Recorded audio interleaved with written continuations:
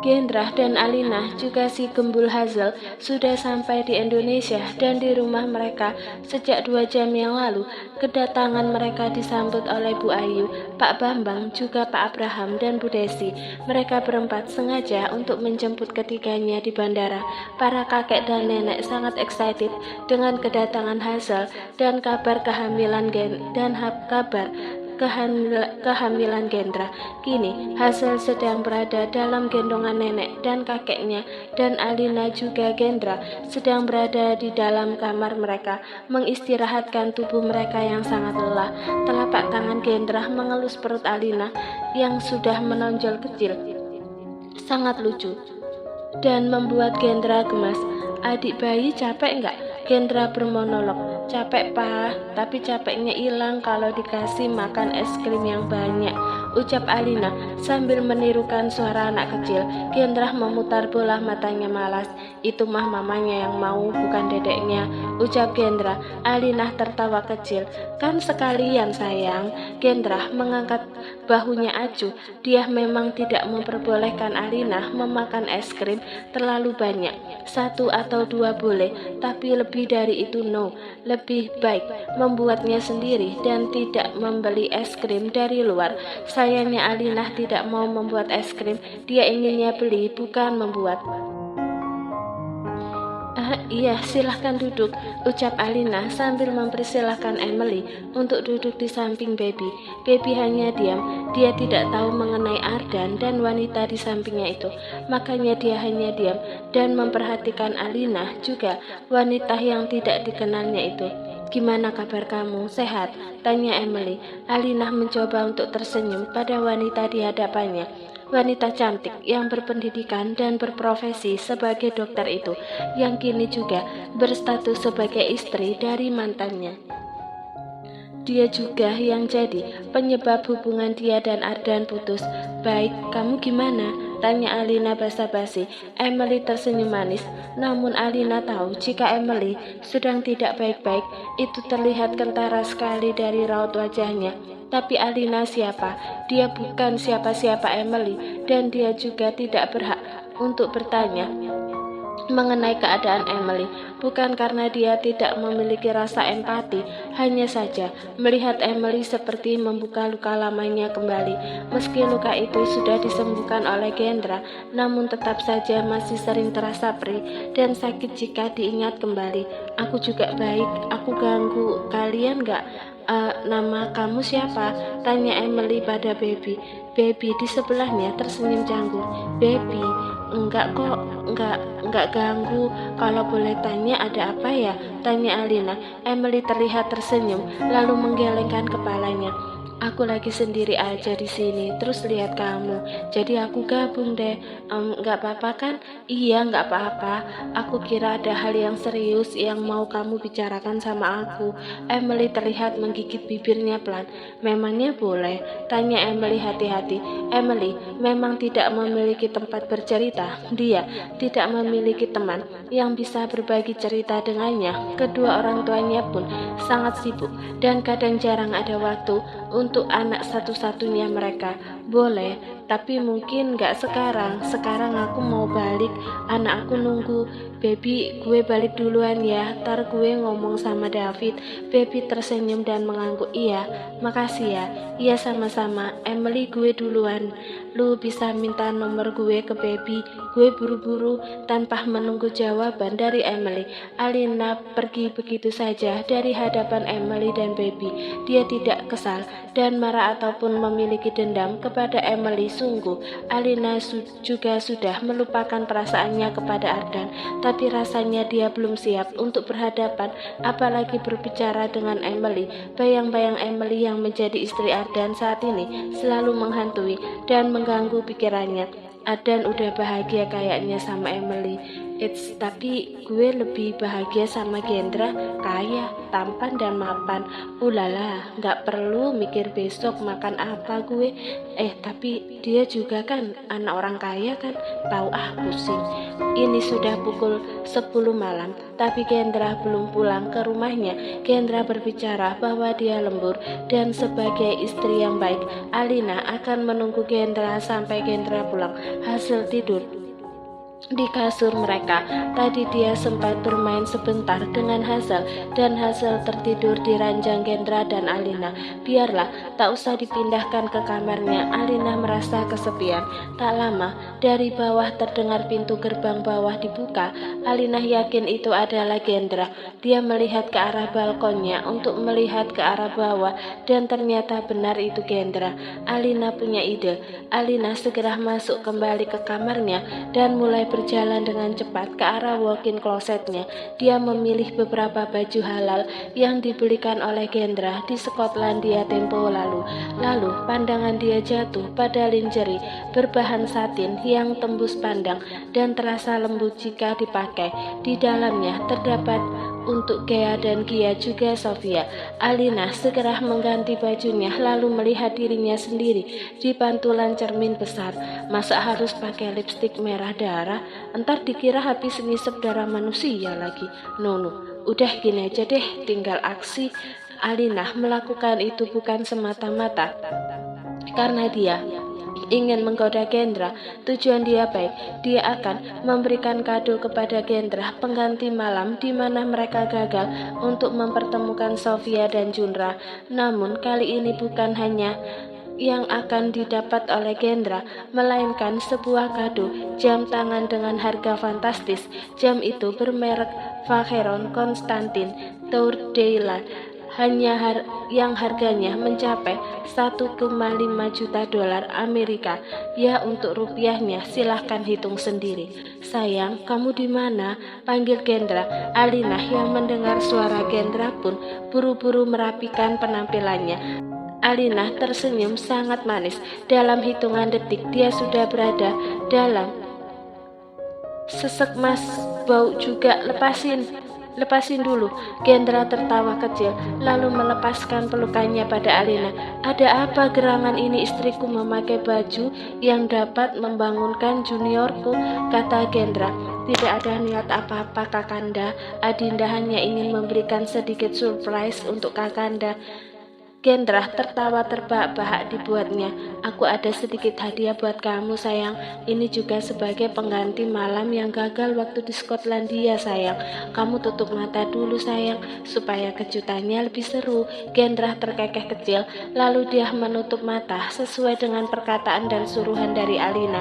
Tak lama, Alina datang kembali dengan sebuah kotak di tangannya. Buka matanya sayang. Dan tara, buat kamu sayang, semoga Mas suka ya. Aku nggak tahu Mas suka atau enggak. Aku belum tahu betul selera Mas. Gendra tersenyum sangat manis kaku memeluk Alina dengan sayang.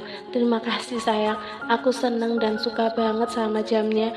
Aku jadi berasa ngerepotin kamu, padahal hadirnya baby di perut kamu itu menjadi kado terindah bagi aku di umur aku yang sudah nggak lagi muda.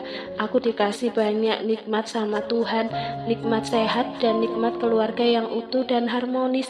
Terima kasih untuk semuanya sayang, I love you. Alina juga ikut tersenyum dalam pelukan Gendra. Sama-sama Mas, makasih juga udah mau nerima aku di hidup kamu. I love you too Mas Gendra sayang.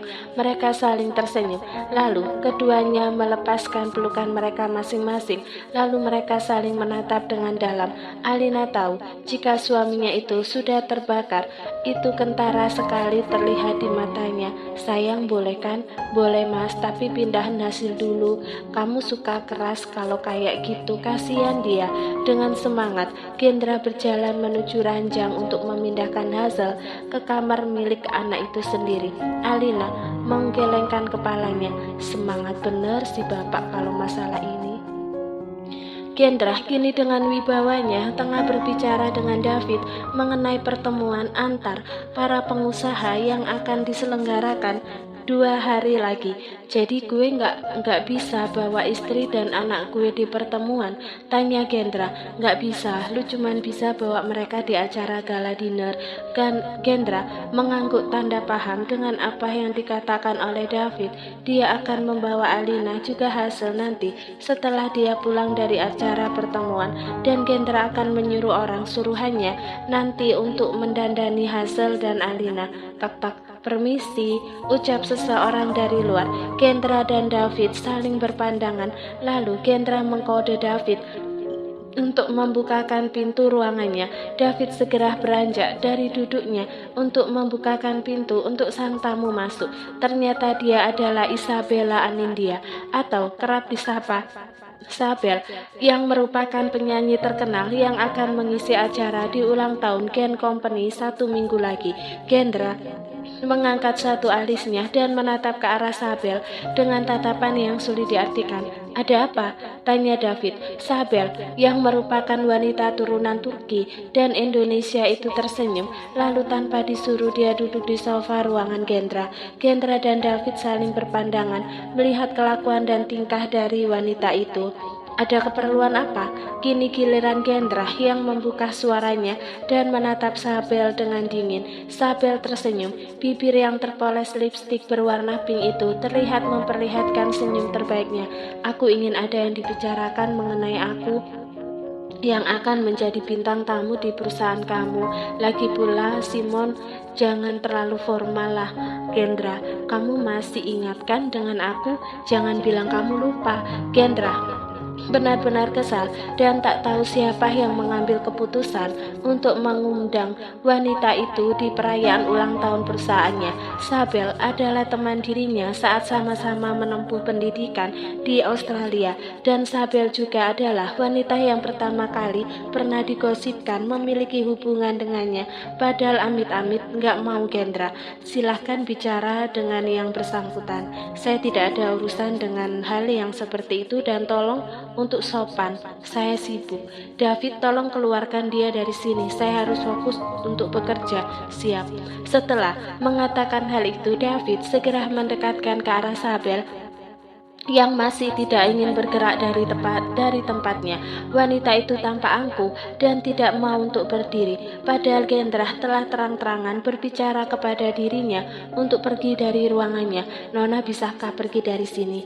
Bos saya butuh konsentrasi dan sedang tidak bisa diganggu saat ini. Jika ingin membicarakan perihal penampilan Anda di hari nanti, silahkan bicara pada pihak yang mengundang, Mbak. Jelas, David. Sabel berdecak kecil. Sombong sekali ternyata kamu, Gendra. Mentang-mentang kamu sekarang sudah berhasil dan memiliki kekayaan di mana-mana.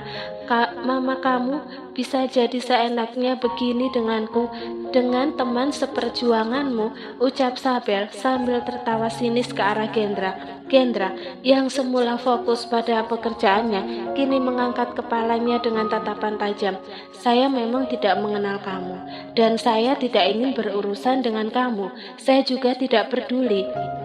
Mau kamu bagaimana? Dan satu lagi, saya tidak pernah mengundang kamu untuk menjadi pengisi acara di perayaan kantor saya. Pihak yang menyelenggarakan tidak ada konfirmasi apapun dengan saya, ucap Gendra sambil menahan amarahnya. David, panggil pihak terkait yang menyelenggarakan acara tahun ini. Semua, saya ingin bertemu dengannya. Dan satu lagi, kamu tidak akan mengisi acara di perusahaan milik saya. Saya batalkan kerjasama kamu dengan pihak terkait. Saya tidak ingin melihat wanita murahan seperti yang ada di depan saya ini mengisi acara terhormat di kantor saya. Mendengar itu, tentu saja Sabel marah. Dia bangun dari duduknya dan melihat Gendra dengan tatapan marahnya. Gak bisa begitu. Kalau kalian membatalkan itu, akan saya tuntut ganti rugi, ucap Sabel. Gendra berdeci. Saya tidak masalah. David, bawa dia keluar dari sini. David mengangguk dan segera menyeret Sabel untuk keluar dari ruangan Gendra. Sabel melihat Gendra dengan tatapan marah dan kesalnya. Lihat saja, Gendra, aku akan melakukan apapun untuk menjadikan kamu milikku. Iya, Sabel menyukai Gendra dari dulu, namun sedari dulu juga Gendra tidak menyukai Sabel yang manipulatif dan kesan Pygmy Girl, najis, ngimpi. Aktris dan juga penyanyi pendatang baru Isabella Anindya mengonfirmasi bahwa dia memiliki hubungan dengan seorang pengusaha yang berinisial GK. Publik menduga bahwa itu adalah Gendra Kenziano, pemuda tampan yang kemarin baru saja menikah. Sabel mengkonfirmasi sendiri lewat unggahan sosial medianya yang mempost sebuah bunga dengan sebuah pesan romantis di dalamnya. Dia juga menambahkan caption, "Sayangku, terima kasih untuk semuanya," dan meng-tag seseorang yang publik duga adalah akun sosial media milik Gendra, CEO dari Gen Company. Atas postingan tersebut, netizen ramai-ramai mendukung dan mendoakan Sabel supaya langgeng dengan Gendra sang CEO. Sabel pun menambahkan ketika ditemui di kediamannya bahwa dia sedang terlibat percintaan yang serius dengan lelaki tersebut, namun dia tidak menyebutkan bahwa lelaki itu adalah Gendra sang CEO. Dia hanya tersenyum dan meminta doa dari para netizen untuk kelangsungan dan kelanggengan hubungannya dengan sang CEO. Doakan saja yang terbaik ya. Kita juga insya Allah akan ke tahap jenjang yang lebih serius. Minta doanya semuanya, ucap Sabel kala ditemui di kediamannya.